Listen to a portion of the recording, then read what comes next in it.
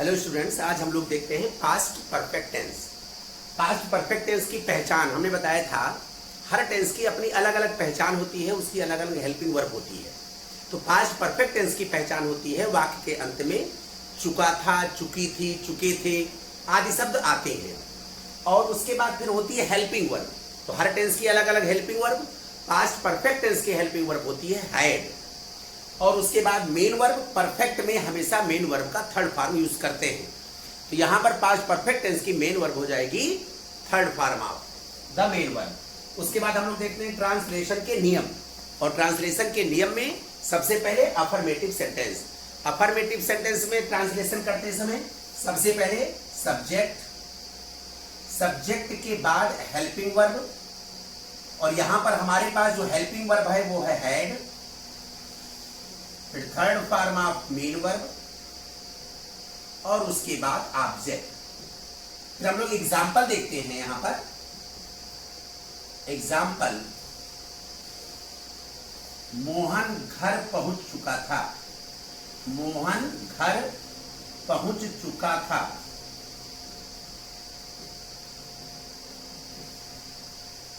तो जब हम इसका ट्रांसलेशन करेंगे, चुका था आ गया, पास्ट परफेक्ट टेंस हो गया।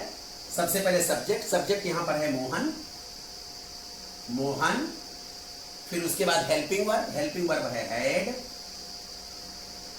फिर third form of main verb, main verb पहुंचना, पहुंचना की इंग्लिश रीच या अराइव।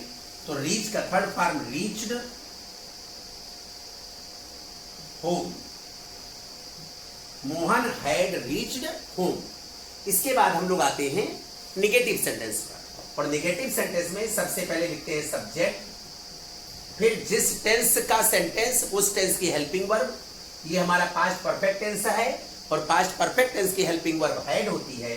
यहां पर हैड, उसके बाद नॉट, फिर third form of main verb, और उसके बाद ऑब्जेक्ट। एग्जांपल देखते हैं हम लोग। किसान अपना खेत नहीं जोत चुका था। किसान अपना खेत नहीं जोत चुका था। अब चुका था, चुकी थी, तो ये आपका पास्ट परफेक्ट टेंस हो गया।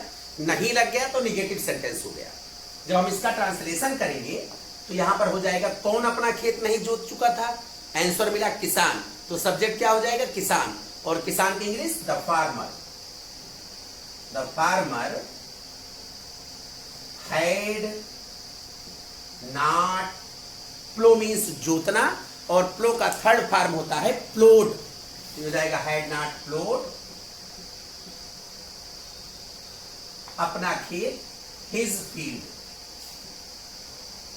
His field. इस तरह से आते हैं हम लोग इंट्रोगेटिव सेंटेंस पर, और हमने बताया था इंट्रोगेटिव सेंटेंस टू टाइप्स के होते हैं। ए टाइप्स में जब वाक्य क्या से आरंभ हो, जब वाक्य क्या से आरंभ हो, तो सबसे पहले जब हम ट्रांसलेशन करेंगे तो जिस टेंस का सेंटेंस उस टेंस की हेल्पिंग वर्ब पहले लिखेंगे। हम लोग यहां पर पास्ट परफेक्ट टेंस पढ़ रहे हैं, तो पास्ट परफेक्ट टेंस की हेल्पिंग वर्ब हैड, उसके बाद हो जाएगा सब्जेक्ट, उसके बाद हो जाएगा third form of the main verb, और उसके बाद हो जाएगा ऑब्जेक्ट, उसके बाद हो जाएगा क्वेश्चन मार्क। एग्जांपल देखते हैं हम लोग। क्या मजदूर अपना काम कर चुके थे? क्या मजदूर अपना काम कर चुके थे? अब यहां पर क्या पहले आ गया, तो जब हम इसका ट्रांसलेशन करेंगे तो हैड पहले आ जाएगा, तो हो जाएगा हैड द लेबरर्स, क्योंकि यहां पर कर चुके थे मजदूर, एक मजदूर होता तो कर चुका था होता, चुके थे लगा हुआ है, इससे पता चलता है कि जो ये मजदूर है वो आपका प्लूरल फॉर्म में है। तो हैड द लेबरर्स डन या कंप्लीटेड अपना काम their work, had the labourers done their work, और यहां पर कंप्लीटेड भी हम लोग राइट कर सकते हैं। इसके बाद होता है बी टाइप वाला, जब प्रश्नवाचक शब्द मींस इंट्रोगेटिव वर्ड वाक्य के बीच में हो, मींस जो हिंदी वाला सेंटेंस है अगर उसमें प्रश्नवाचक शब्द वाक्य के बीच में होगा तब हम लोग क्या करते हैं, आइए देखते हैं। बी टाइप, जब प्रश्नवाचक शब्द मीन्स इंट्रोगेटिव वर्ड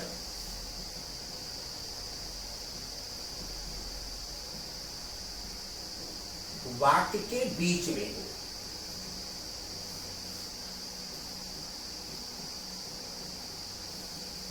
तो हम लोग करते क्या है, सबसे पहले उस प्रश्नवाचक शब्द की इंग्लिश पहले लिखते हैं, मीन्स वो इंट्रोगेटिव वर्ड लिखते हैं। हमने आपको कई बार बताया कि इंग्लिश में 9 इंट्रोगेटिव वर्ड होते हैं, हिंदी में तो बहुत से होते हैं, लेकिन इंग्लिश में 9 इंट्रोगेटिव वर्ड होते हैं, जिसमें 8 W से शुरू होता है और 1 H से शुरू होता है। यह हम लोग पहले ही पढ़ चुके हैं।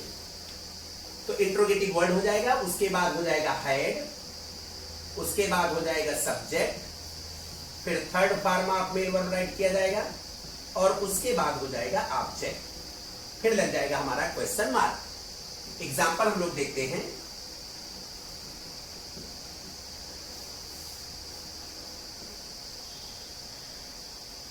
रहीम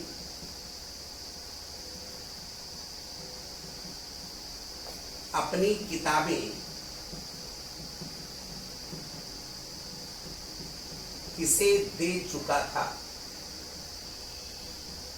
रहीम अपनी किताबें किसे दे चुका था, तो यहां पर इंट्रोगेटिव वर्ड आ गया किसे, और किसे की इंग्लिश होती है whom, हो जाएगा whom।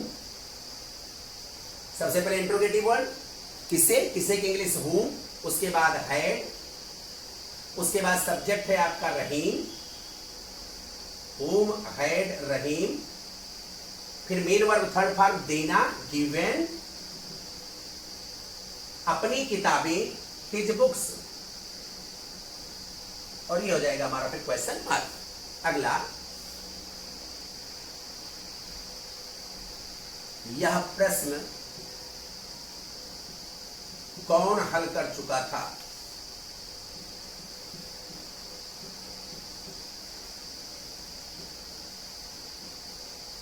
यह प्रश्न कौन हल कर चुका था, तो यहां पर इंट्रोगेटिव वर्ड आ गया कौन। कौन की इंग्लिश होती है हु, और हमने आपको बताया था कि हु एक ऐसा क्वेश्चन वर्ड है जिसका ट्रांसलेशन करते समय हम अफर्मेटिव सेंटेंस का रूल फॉलो करते हैं। मींस यहां पर हु वाले सेंटेंस में हु ही सब्जेक्ट हो जाता है, तो इंट्रोगेटिव वर्ड भी हु हो गया और सब्जेक्ट भी हु हो गया, हो जाएगा हु, उसके बाद हो जाएगा हैड, सब्जेक्ट भी हु हो गया तो सब्जेक्ट राइट करने का कोई मतलब है नहीं। अब मेन वर्ब का थर्ड फॉर्म, मेन वर्ब का थर्ड फॉर्म सॉल्व, सॉल्व का third form solve, who had solve यह प्रश्न, दिस क्वेश्चन, या दिस प्रॉब्लम भी लिख सकते हैं, या दिस क्वेश्चन। तो ये तो हो गया हमारा पास्ट परफेक्ट टेंस। अब हम लोग पास्ट परफेक्ट टेंस के थोड़ा कॉम्प्लेक्स सेंटेंसेस को देखते हैं कि उसको हम लोग कैसे करते हैं। देखते हैं हम लोग कुछ इस तरह के सेंटेंस भी। पानी बरसने से पहले मैं घर पहुंच चुका था। अब आप लोगों को समझने वाली चीज यहां पर क्या है कि सबसे पहले हम इसका ट्रांसलेशन करेंगे, नंबर 1 पर इसका ट्रांसलेशन करेंगे, वो भी पास्ट परफेक्ट टेंस में। सेकंड नंबर पर हम पहले लिखेंगे, मींस ये हमारा 1 नंबर पर हो गया, फिर 2 नंबर पर हम लिखेंगे बिफोर, और फिर थर्ड नंबर पर इसका ट्रांसलेशन करेंगे किस टेंस में, पास्ट इंडिफिनिट टेंस में। यहां पर ये बहुत अच्छी तरीके से समझने वाली चीज है। पहले पास्ट परफेक्ट टेंस में मैं घर पहुंच चुका था, तो ट्रांसलेशन कीजिए बेटा, हो जाएगा आई हैड रीच्ड होम, मैं घर पहुंच चुका था, आई हैड रीच्ड होम। फिर 2 नंबर पे क्या लिखना, बिफोर। फिर पानी बरसने से, इसका ट्रांसलेशन करना है पास्ट इंडिफिनिट में, before it rained, before it rained. Okay, अब हम लोग देखते हैं सेकंड एग्जांपल हमने दिया है, पिताजी के आने से पहले मेरा भाई घर नहीं आया था। तो पहले हम इसका ट्रांसलेशन करेंगे पास्ट परफेक्ट टेंस में, पास्ट परफेक्ट टेंस में। फिर 2 नंबर पे इसको लिखेंगे बिफोर, और फिर 3rd नंबर पे इसका ट्रांसलेशन करेंगे पास्ट इंडिफरेंट टेंस में। चलिए हम लोग देखते हैं, इसका ट्रांसलेशन करते हैं। सबसे पहले पास्ट परफेक्ट टेंस में इसका मेरा भाई घर नहीं आया था, हो जाएगा माई ब्रदर, फिर हेल्पिंग वर्ब हैड, फिर नॉट, कम का 3rd फॉर्म कम ही होता है, come, came, come. My brother had not come home, come to home, before, 2 number पे बिफोर, पिताजी के आने से। तो यहां पे हो जाएगा द फादर केम।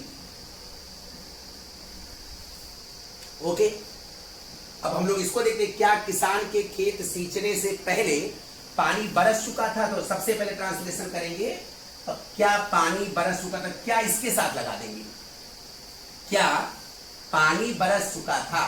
तो इसका ट्रांसलेशन किसमें करेंगे? पास्ट परफेक्ट में। तो हो जाएगा had it rained, had it Rand.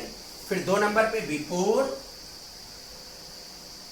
किसान के खेत सींचने से। तो हो जाएगा द फार्मर, इसको करेंगे पास्ट इंडिफरेंट में, the farmer irrigated the field, और फिर लग जाएगा क्वेश्चन मार्क। तो ये वाला आप लोग अच्छे से समझ करके और भी सेंटेंस एग्जांपल लेकर के आप लोग इसको ट्रांसलेशन कीजिएगा।